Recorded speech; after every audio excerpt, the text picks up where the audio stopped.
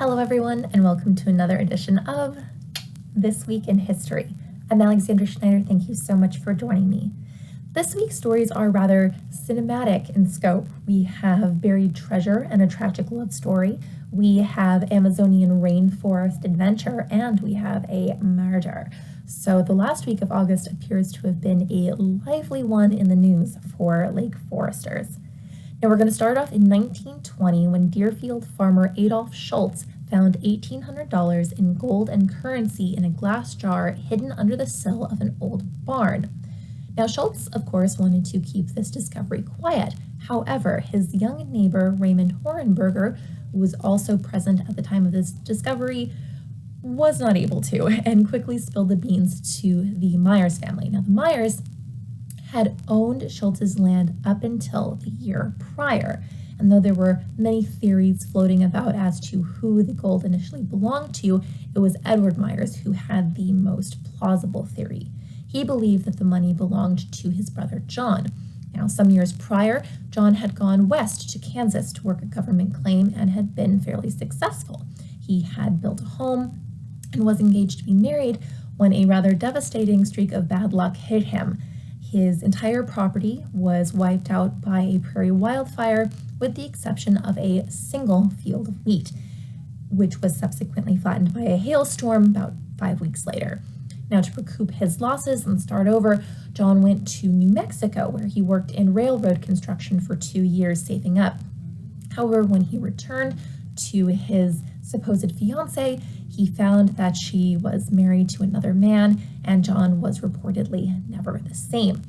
Now, Edward says that his brother worked hard and didn't spend a lot of money, but didn't have a bank account, so he believes that it makes sense that John would have stashed his earnings away someplace, like a glass jar hidden on his family farm. Now, at the time this article was written, John was 70 years old and living in a sanitarium in Nebraska. Edward hoped that the return of the money would provide some comfort for John for the rest of his life.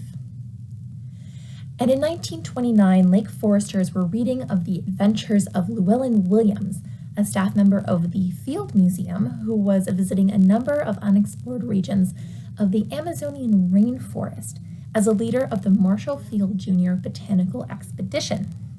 Now, accompanied by several members of the native community, Williams traveled by foot and by canoe several hundred miles on the search for exotic arboreal and plant material for addition to the foreign woods and plants collection of the Field Museum.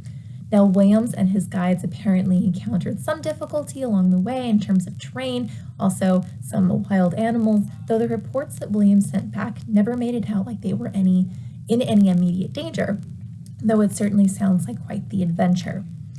Now, among the specimens that were retrieved were the palo de azúcar, or sugar tree, and the palo de manteco, or lard tree, so called because it excreted an oily substance that was similar in taste, consistency, and appearance to the lard that is rendered by processing animal fat. Now, Williams' career sounds very cool. It spanned over 40 years and several different continents, and he also was the curator of economic botany at the Field Museum, where he worked for over 25 years. If you're interested in reading some more about him, I attach a link here. And finally, for our murder mystery of 1934, the body of John Ragone was found near West Lake Forest, propped up behind the wheel of a coupe.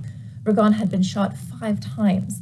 Now, Ragone was discovered by William Snedden, the manager of the Swift estate, early in the morning, and Snedden reported that the vehicle that Ragone was propped up against was still warm, suggesting that he had been killed not too much earlier.